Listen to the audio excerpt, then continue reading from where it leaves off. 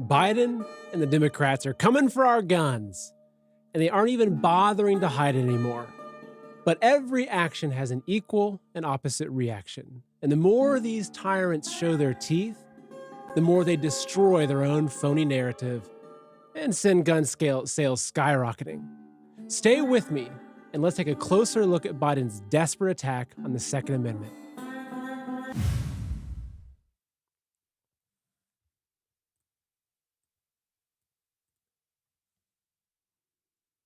Welcome to Man in America.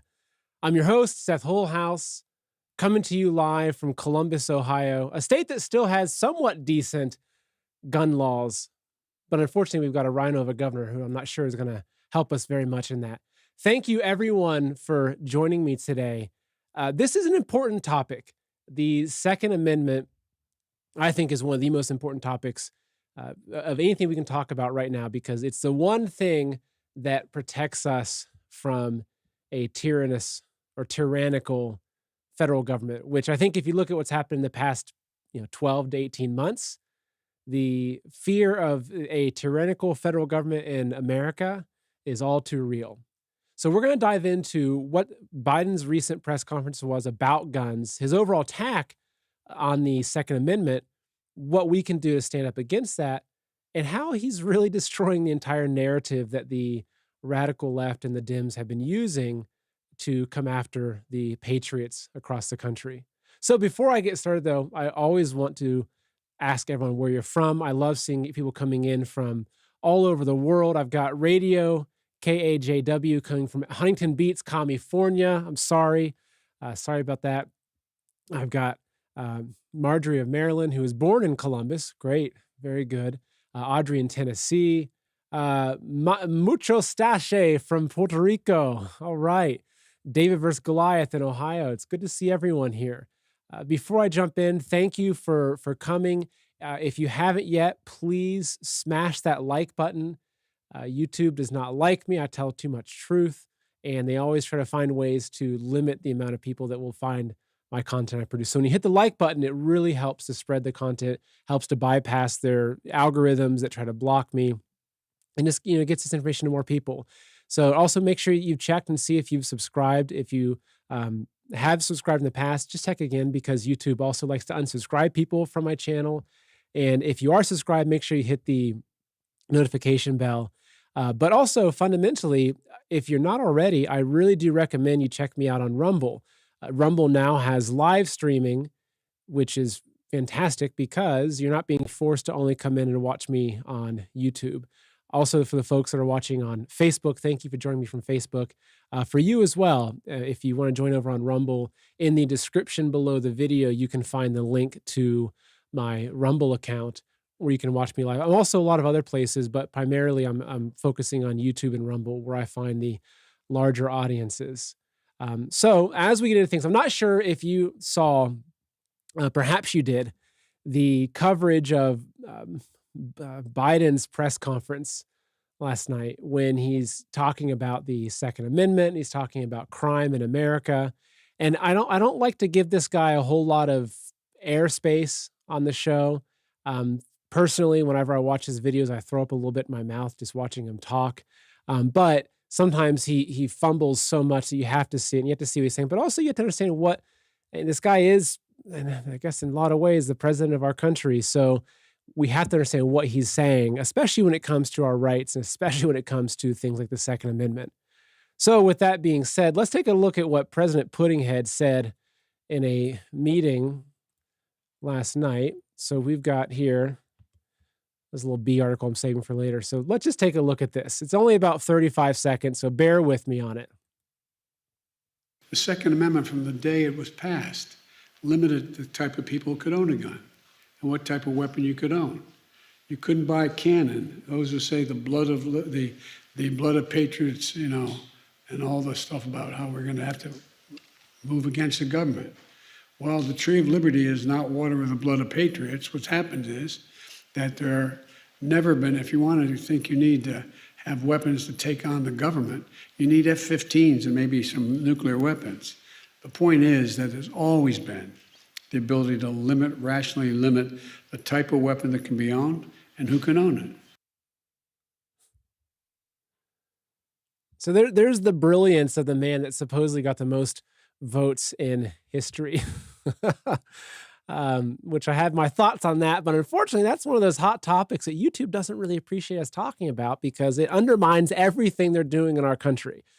So moving beyond that, though, of course, you can see that this guy's his mental faculties are rapidly failing, which makes me concerned about the 25th Amendment because I'm not sure who I prefer sitting in the office, whether it's putting head Biden or Kamala Harris, which I have a lot of worries about her.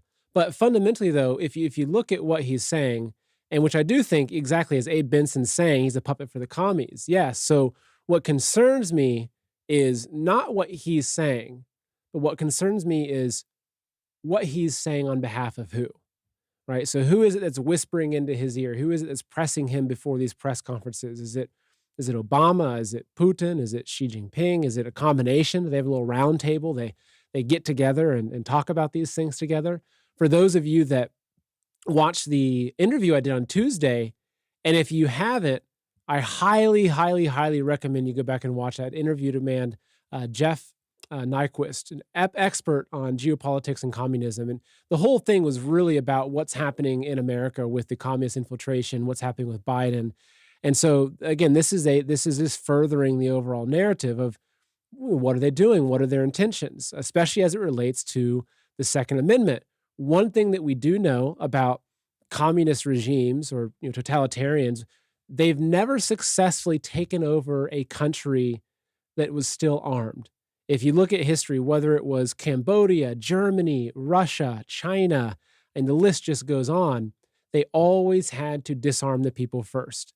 And we're going to talk about that today. But I want to focus on what Biden is saying and what it's doing, though, to the Democratic narrative that they've been using this whole time. So I'm going to dive into two different articles from Red State, which I think really hit the nail on the head. So here, this one, Biden threatens to nuke Americans, but manages to blow up a big Democrat narrative instead. I'll put this on full screen for you if you'd like. So earlier today, this was written last night, earlier today, as Red State reported, Joe Biden launched into another dementia-laden rant where he talked about nuking Americans and shooting deer in Kevlar vests. No, I'm not being facetious. This actually happened. I like the tongue-in-cheek reporting here. In one of the best arguments for the Second Amendment ever spoken by a president, Biden asserted that no one can stand up to the government without F-15s and nuclear weapons. He seems to have a thing for F-15, the F-15 having mentioned it several times in this context and perhaps not realizing the U.S. military has an array of other fighter bombers to murder U.S. citizens with. I mean, if you're going to threaten to vaporize your countrymen, at least diversify a bit. So the arguments against this are legion. I could point out to you that in order to nuke your own citizens, you need to have a military willing to do that. Even though I don't trust the military as far as I can throw them when it comes to protecting the rights of Americans, I'm skeptical any military leader would order a tactical nuclear strike on Montana. So he goes on to say further down, regardless, it was something else that stuck out to me while watching Biden rant about things he has no knowledge of. And this is the key point here. Namely, that what he's saying blows up the Democrats' January 6th narrative. And if you've been watching the news or watching my show, you've seen that the January 6th narrative is precisely what they've been using to come after patriots, to push forth a lot of the FBI investigations into white supremacy and terrorism in the United States. The January 6th narrative became the central tool to all of their campaigns to come after I think the vast majority of Americans, which are conservative, good, moral people that want this country to last for our children and our grandchildren. And we're also folks that understand the importance of the Second Amendment.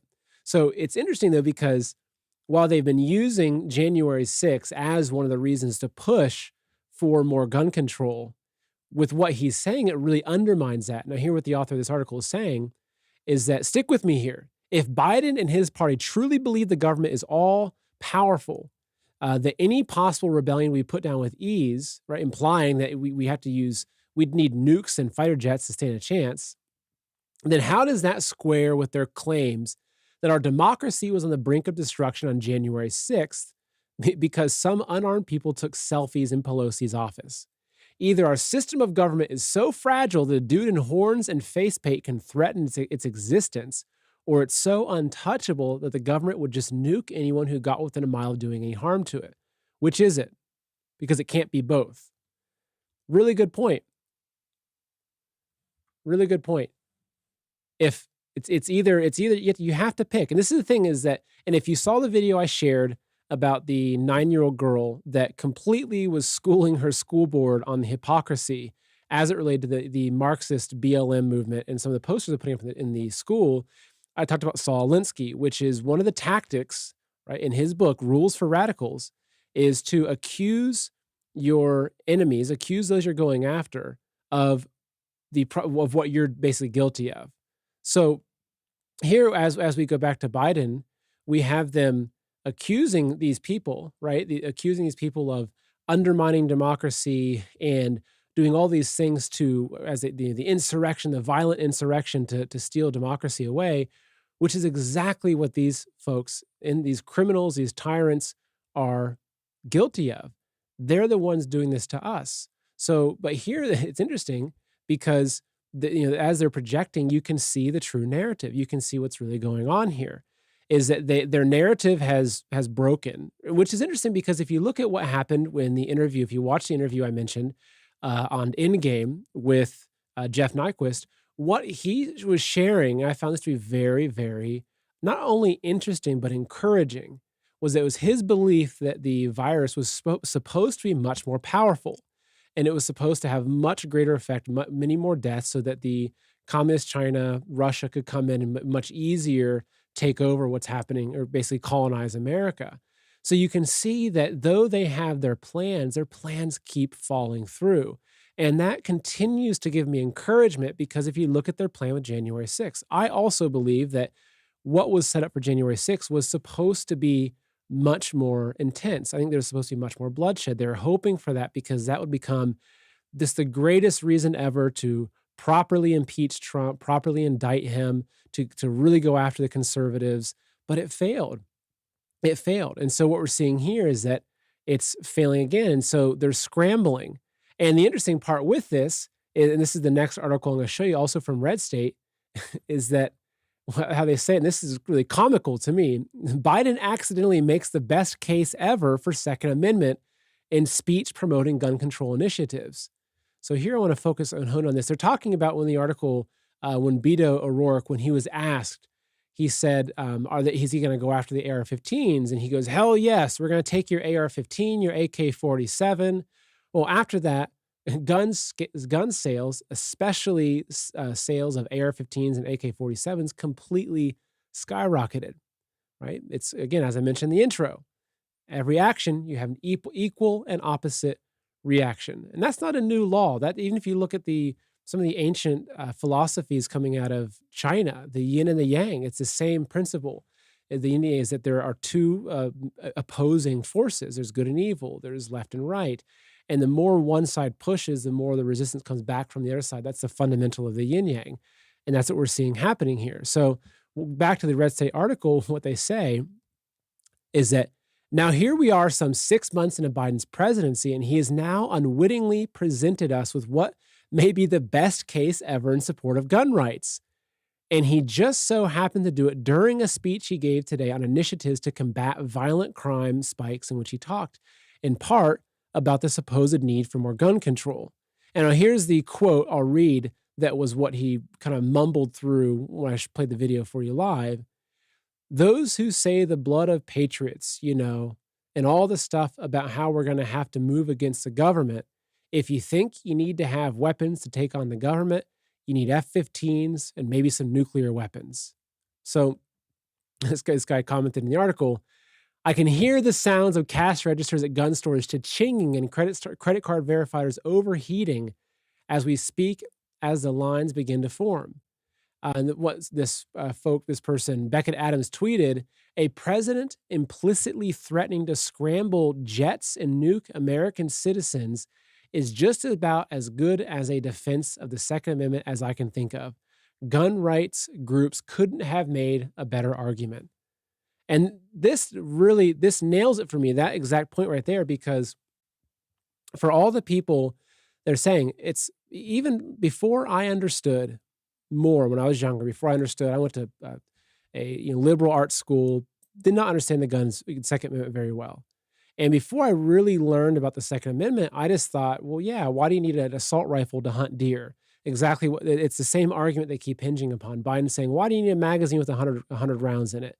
To shoot a deer with a Kevlar vest. Well, no, it's actually not. It's to shoot the brown shirts with the Kevlar vests that are coming in to take our children away. Before I truly understood this, I was very, I think, led on the same narrative. But the transformational understanding I had about the Second Amendment is that the Second Amendment is about protecting the citizens from the government, and that's really that's the Constitution. That's the foundation of our country, is the recognition that when given too much power, it's like what the saying is, like, absolute power corrupts absolutely. And it's the Second Amendment that allows us to protect ourselves from that. So when you have a president saying to the citizens, which is what he said last night, that, oh, you think you can protect yourselves with guns? Well, we've got F-15 jets and nuclear missiles. To me, there is no better argument than saying, hey, that government, that guy right there talking, that's a threat. Those are the words of someone that is pushing us towards tyranny, pushing us towards the federalization of the police force, the nationalization of the police force, which I'm going to touch upon.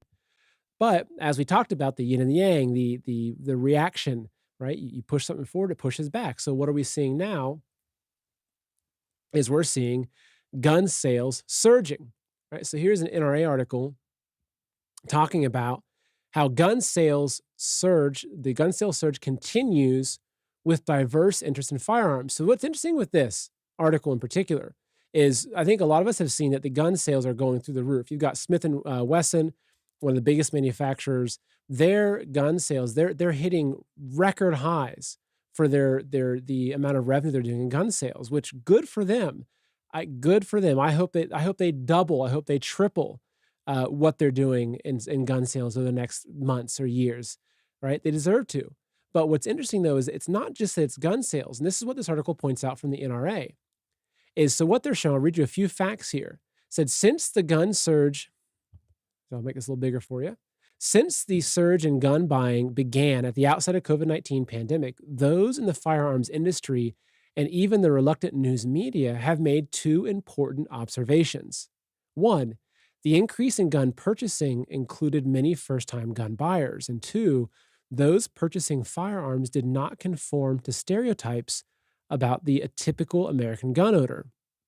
So the National Shooting Sports Foundation released data, and this was back in February, saying that the NSSF estimates that 40% of those gun sales were for first-time gun buyers, totaling 8.4 million new gun owners in the United States in 2020.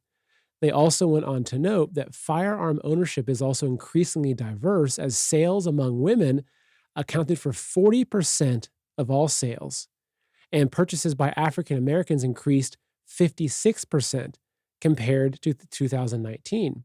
So I see Sandy Brown commenting, me, like that was me. I was one of the ones that bought the guns. And this is exactly it. So it's not just what's happening. And this is what I think the media would like to frame this, right? Is that if there's all these new gun sales, they're probably going to try to frame it by saying that, well, yeah, all the right-wing extremists are stocking up and they're hoarding ammo. It's like, well, no, almost half of the new gun buyers are new gun owners, right? So half of these purchases are new gun owners. So these are people. Do you think that these people are mostly conservatives or Republicans, or maybe perhaps there's a lot of these folks that are more liberal and more Democrat in their political views? So, which is encouraging, because I think that these new gun buyers, they may have been the folks that, say, 3 or 4 or 5 years ago, or even 2 years ago, were pushing for more strict gun laws. But just like we've seen in so many of these cities across our nation that are being burned and pillaged, and you're seeing the videos of people being dragged onto the street and executed, which if you saw the video in Chicago recently of the Puerto Rican couple that was they were literally dragged out of their car on a street, I believe it was in Chicago, and executed. So the husband died, the wife is in critical condition, the woman's in critical condition. So I think as more people are seeing this, they're saying, "Gosh, I need to protect myself." And that's the thing is that then this is why, again, as I keep hitting upon, they keep pushing for something, but they're getting the opposite. And what we're seeing is that every time they push more, every time they are pushing for more the stripping of our rights, pushing their agendas, even as you get into some of the more radical agendas, like the voting bill, HR1, that thank goodness failed to pass.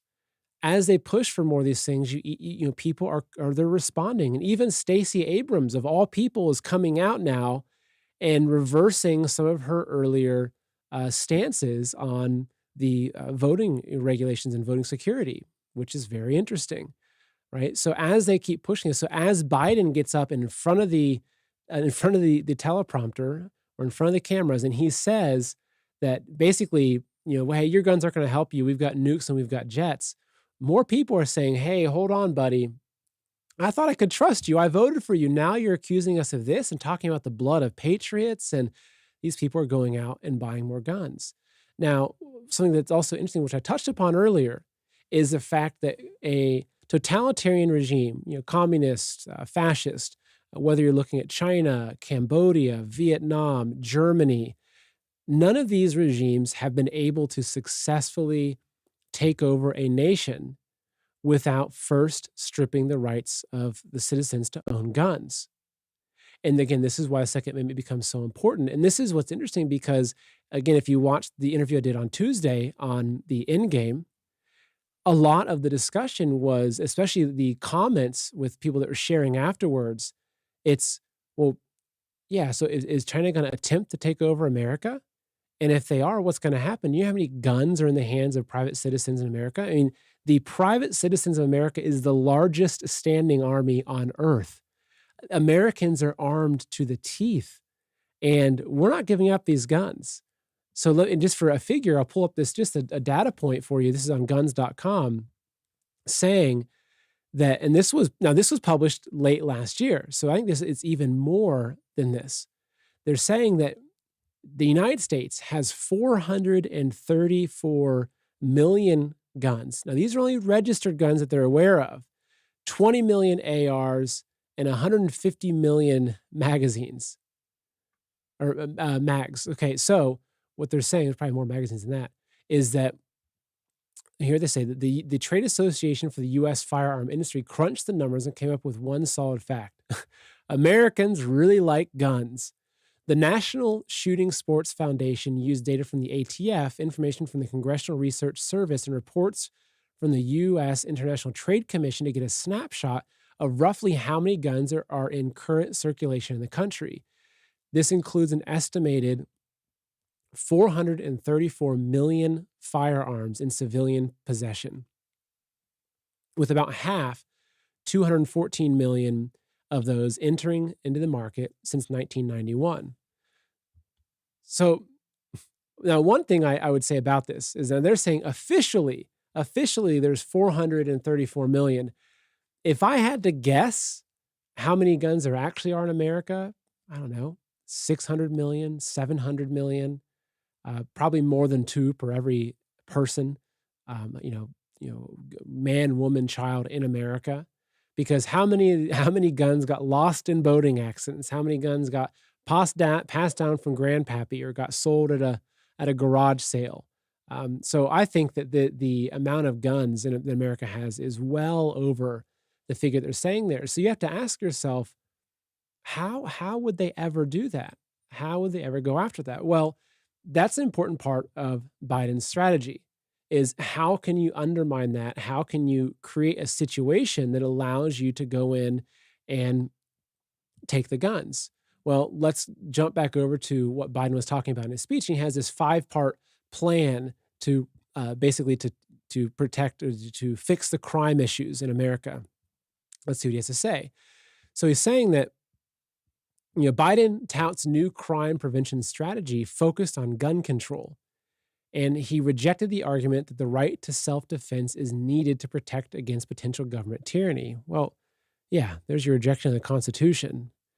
So what they say here in this article is that President Biden, in remarks Wednesday, said his crime prevention strategy would focus on strengthening background checks, banning assault weapons and high-capacity magazines, and boosting community policing.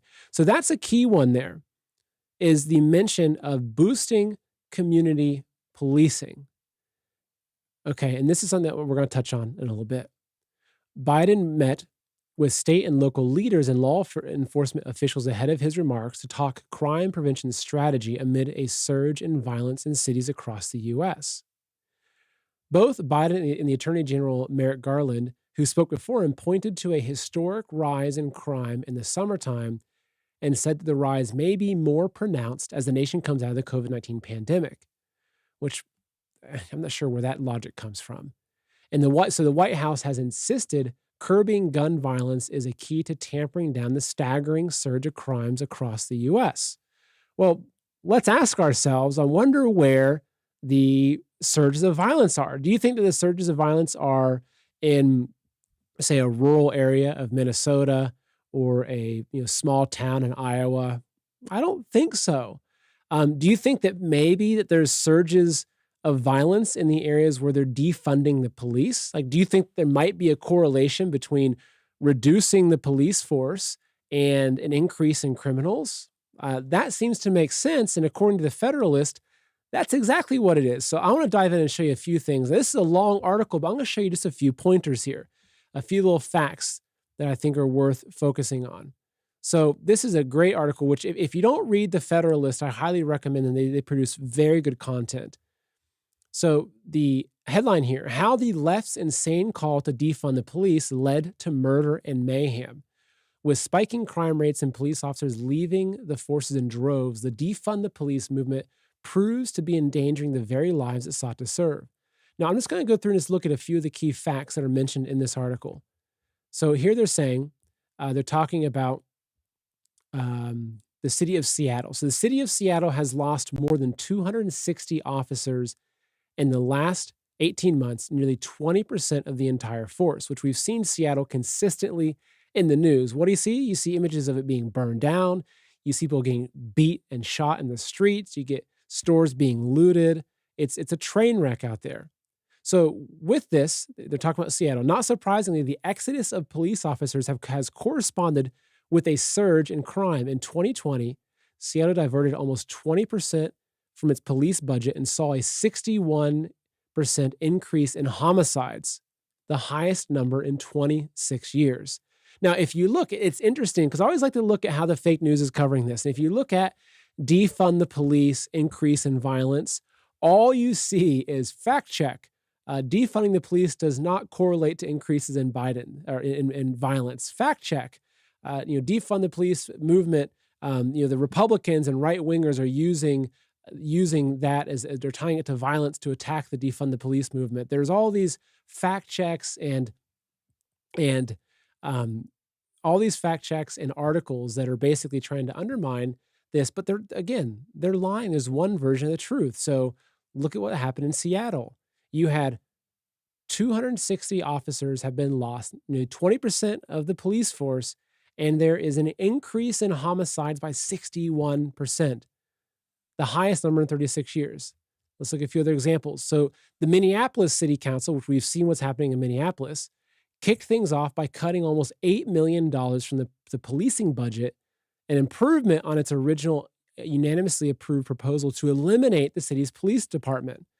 Minneapolis saw, listen to these figures. Minneapolis saw a 105% increase in shootings, a 70% increase in homicides, a 537% increase in violent carjackings, and lagging emergency response times in 2020. So within a few months, the city decided to put back $6 million to hire more police officers. And you've got New York City. So New York City slashed a massive $1 billion from its police budget and saw a 97% increase in shootings. Portland took a $16 million slice out of its police budget And so far in 2021 has seen the homicide rate soar by 1,900% compared with the same period in 2020. Portlanders have become increasingly frustrated by the slow and unreliable responses to 9/11 calls. And now, speaking of Portland, and this was just recently in the news, that you had the entire Portland police crowd control unit resigns after an officer was indicted on a protest assault charge. So it's 50 officers in Portland. So I won't go into too much detail on this because the story is just the simple fact that members of a specialized Portland, Oregon police unit that deals with crowd control, might be riots, BLM, have resigned from the assignment en masse a day after a fellow officer was indicted on an assault charge stemming from alleged illegal use of force during a protest. So here you have these police that are now resigned. Not only are these people, these police officers, that they risk their life to go protect us. And look, are there bad apples? Of course, there are police officers that abuse their powers. They do the wrong thing. They take advantage of the opportunity that they have with the power they have. But fundamentally, I believe the majority of them are very good people that are getting into that profession to protect people, to protect and serve. So what's happening is that you have this huge movement to defund the police, which is causing all these police not only to be attacked and mocked. If you see the videos of these rioters just spitting on the police and completely just, what's the word to say? Humiliating. Yes, humiliating them. But you also have things like this were happening where an officer in Portland was indicted based upon a protest assault charge. So they're getting more. They're actually becoming legally responsible, and they're being having lawsuits. They're getting fired. You have the body cam videos that are going viral. So people are attacking them, and they're being canceled. So the police are really under so much pressure. And my concern with all of this is, and I asked myself this as I started seeing the defund the police movement. It's like, why would they be doing this? Why would people in these democratic cities be basically in charge of a controlled destruction of their own cities? Why are they getting rid of the police? And I forget where I first came across the information. I think I was talking to somebody with it, and I understood, oh, it's because these are the steps for them to bring in a nationalized police force. All right. Maybe it's even a UN police force, which you see happening in some countries. And that's what I see happening, which is why it's really important. Up until it blew away, I flew a thin blue line flag in my front yard. I need to replace that. It's so important for us to support the police, because if all these police are being really, in a lot of ways, forced into quitting and leaving, it's only going to incentivize Biden and his administration even more to push for a federalized police system. But what you also see happening here is, it's a look at the narrative. Okay, you have these Democratic mayors and governors that are destroying their own cities. They're defunding the police. They're defunding the police then leads to an increase in violence. Right. So we have these massive surges of violence, which you have Biden and his administration talking about. You've got more violence. So now they're coming out and they're saying, well, the violence is because of gun control. So now you can see how they're crafting this narrative, create more violence in the streets, allow the protesters to run rampant, allow the places like Chicago to become complete jungles of people getting shot and murdered, 30, 40, 50 people per weekend. Right? So create these areas where there's so much violence in America, but then turn that narrative around and say, well, the violence is actually because everyone has the guns. And so we have to be much more strict on gun control, because look, it's the violence, it's the gun control. So it's almost like, if you look in the past, maybe there's a false flag event, there's some shooting that happens. They use that shooting as an excuse to go after this type of gun. But now it's almost like, well, there's no need for a central false flag event, because you've got false flag events happening in every major democratic city across the nation. You've got them intentionally burning down and destroying these cities so they can then pull the violence card and say, well, we need to go after the Second Amendment. So And my concern then is that, as I mentioned, is that then what that turns into is the federalization of a police force, which is what concerns me. Now, do I think that they're going to be able to do that? I don't. Well, I'll get into that in a second here, but I do want to pull up one article that I found talking about this, because as much as they've talked about, when Trump was in office, they accused him of everything. What was the one thing you always heard them say to Trump? He's a Nazi, right? He's a racist. He's a Nazi. He's a Nazi. He's a fascist. So let's look though. Well, what happens when you nationalize the police? So this is a great article from the New American, which was it was from June of last year. I'm not going to go heavy into this, but I'm going to read a few parts about this. As racial tensions mount, and national media outlets throw gasoline on the fire, attention has been diverted from the fundamental question as to what level of government has the primary constitutional responsibility for law enforcement in our federal system of government. Those who favor increased power for government at the federal level at the expense of state and local government use accusations of racism and police brutality to argue for transferring law enforcement responsibility to government officials in Washington, D.C. So as they're talking about that, but he goes into, neither history nor logic supports the position that police misbehavior would be reduced if the badge and officer wore said U.S. police rather than Minneapolis police. In many of those countries with nationalized police forces, like you look at what's happening in a lot of the countries all over the world, you see this happening especially amidst COVID. In many of those countries with the nationalized police forces, the liberties of the people are regularly ignored. When Adolf Hitler came to power in Germany, he made every effort to reduce the power of state governments, including their historic and constitutional control over law enforcement. Hermann Göring first suggested to Hitler that he transfer all law enforcement authority to the state secret police, the infamous Gestapo. Of course, some readers would protest that America is not Nazi Germany, but human nature is no different in our country than in totalitarian regimes such as Hitler's National Socialist dictatorship or Joseph Stalin's communist government. That is why our founders wisely placed checks and balances on the federal government they created with the Constitution. So that's, again, this is the key point that I see in all of this, is driving the narrative towards restriction of guns and towards the nationalization of a police force. So where I go with this, okay, so now, I think that even what I've been talking about today, this isn't new to most of you. I think you've been watching this. I think a lot of folks, especially, have been looking what's happening with the Second Amendment. So what do we do? Like, where is our power as citizens? Well, I'll share a few things. One is arm yourself. If you haven't already, go out. If you don't know how to shoot a gun, go join a local gun range. They're very friendly towards new people. Buy a gun, buy a 9mm handgun, a shotgun, a rifle, whatever. Talk to your local gun store and see. But I think that we have to better arm ourselves. We have to look at and see how can we combat this. Is for one, is take more steps to bring more guns into our possession. Of course, now if the government wants to come and take those, that's a different story, and that's the next thing I'll talk about. But we have to understand the importance of knowing how to use firearms to protect ourselves. That's a big one. The other thing, which is so important, is that we have to look at what's happening on a local level. And this is something that I think I can't stress enough. And it's something that General Flynn has talked about, and almost every time he's come out and spoken lately, which I really take his words very seriously.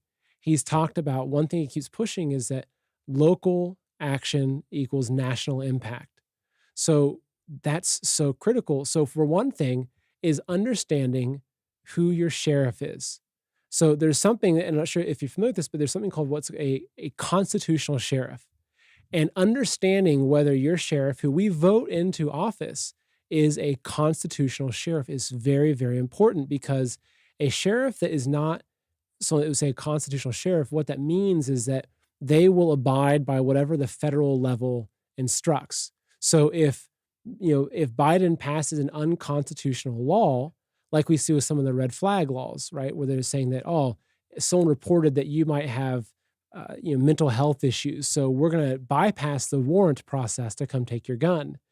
Now, there's certain sheriffs that they'll go along with that.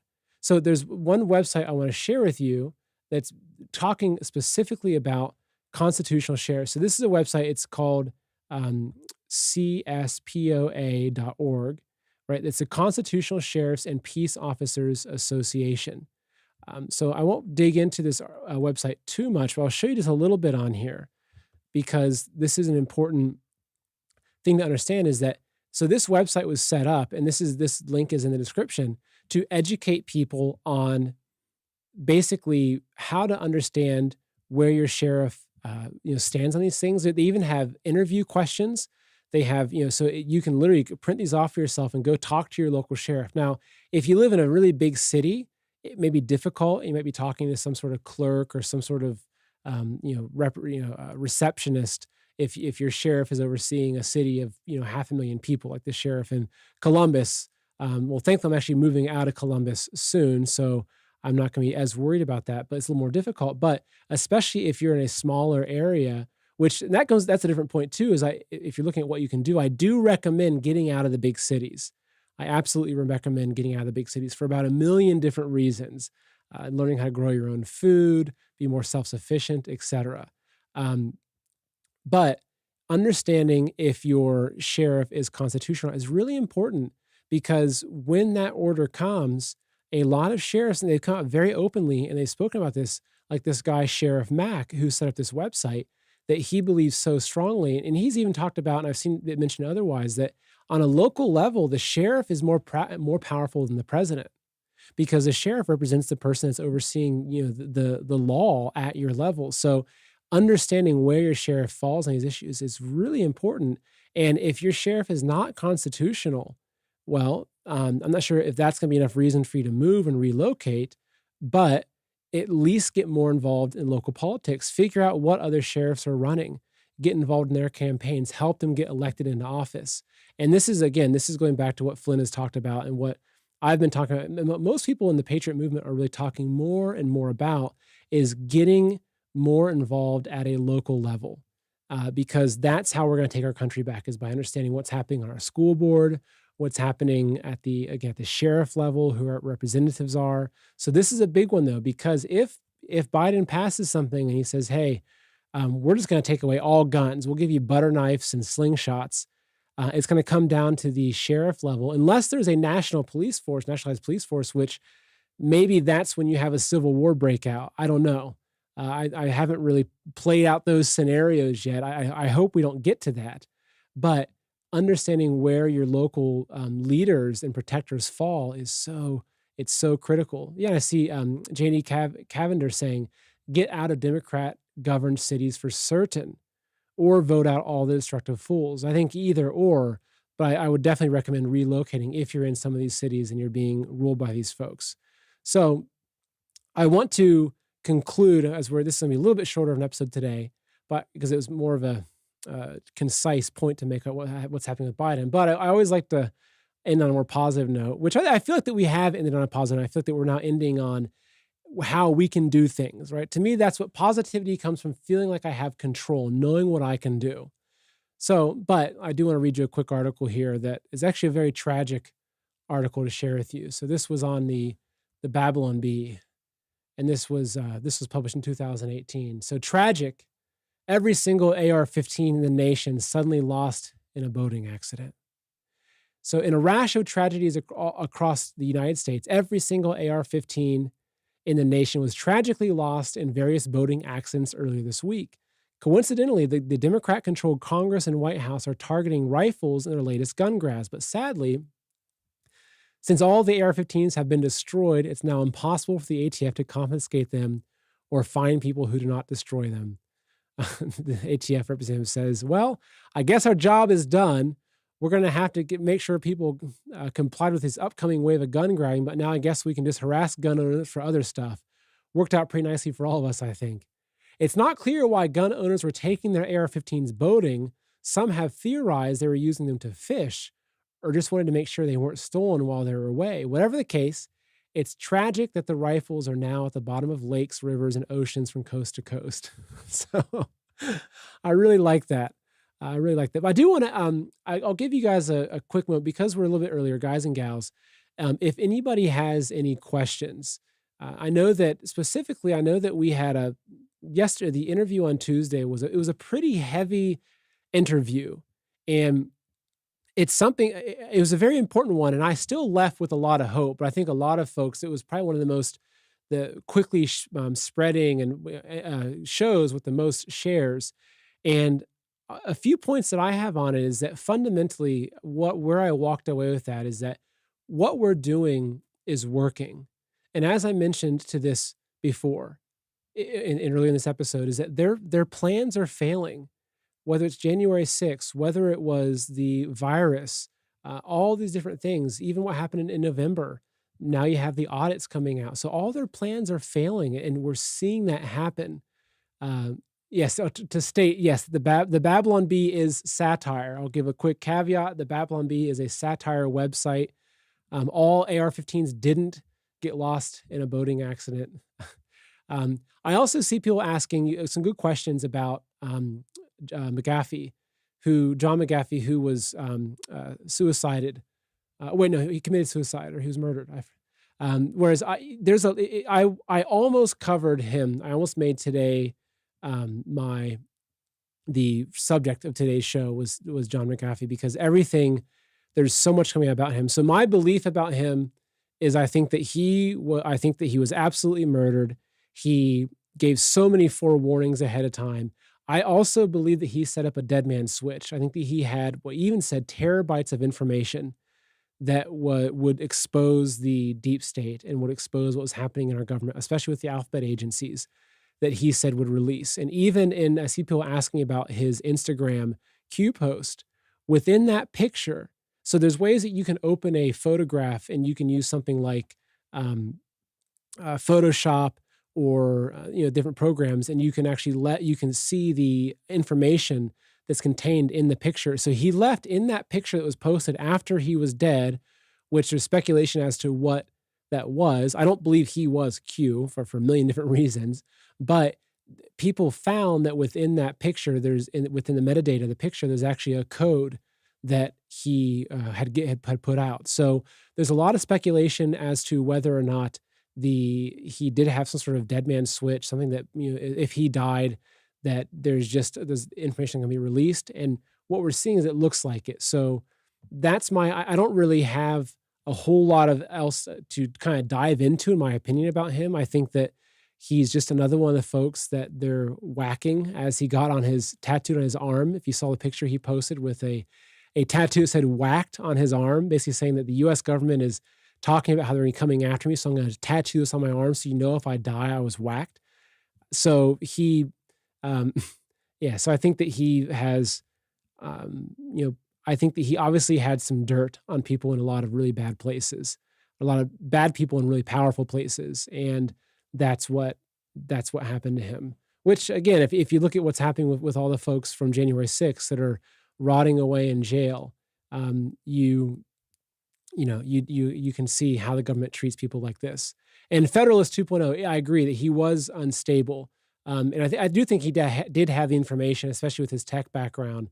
But he also, yes, he had a lot of trouble. He was into some really strange things. I think he really started to lose it towards the end there.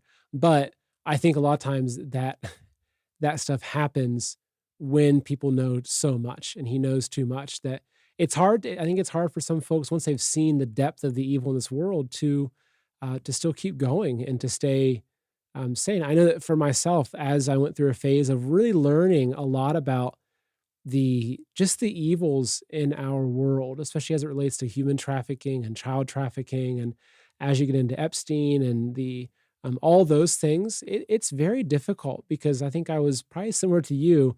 I was always a pretty nice person growing up. I wouldn't hurt people. I wouldn't murder people. And when you realize that just the amount of evil that's in this country, in the world, it can be scary. But by that same token, it also reminds you how important it is to have faith. Because the more I've seen of the evil, the more it points towards Satan and the Luciferian agendas and all these evil things, which to me, even furthers the importance of having faith and trusting God, because I really believe this is a spiritual battle. It's what we're seeing playing out here. It's not politicians vying over power. It's not even communists that want to take over the world. I believe it is Satan and God battling for the earth, but it's really the people. And it's up to us as the people, because we all have the ability to choose, right? We all have the ability to have free will. So we can choose to turn away from all that is evil, and hopefully help our friends and family turn away from those things as well. And not necessarily, hey, let's drag everyone into church. I'm not implying that, but just get people to understand the importance of goodness, get people to reject a lot of these ideas that are very evil in their nature. And you look at Netflix, you turn on Netflix, you can see it's like they have these shows, Lucifer, right? You have these completely wicked and evil things that they're presenting on there. And that's the kind of stuff that we have to be able to turn away from. So anyway, yes, dearly beloved, yes, faith is the key, prayer is our weapon, and that's exactly it. So I think that we're about at the right time to wrap up our show. I want to thank everybody for coming. I want to thank everyone for sharing and helping Man in America grow and reach more people. For those of you that saw me on the Thrive Time interview with Clay Clark, I saw some of you here. Thank you for coming over and watching me. I do these shows every Tuesday and Thursday at noon. I've got a lot of other exciting things happening in the background. I also have some exciting announcements about the upcoming health and freedom events. So I'll share those with you next week. So yeah, I think that's it. So again, stay positive, have a good weekend, go buy a gun, love your family, pray, strengthen your faith. Thank you everyone for supporting. Have a wonderful, blessed weekend. We have so much to be thankful for, And I'm thankful for you. I'm thankful for you taking your time out of your day to watch me as Man in America. I really appreciate that. Thank you. Take care.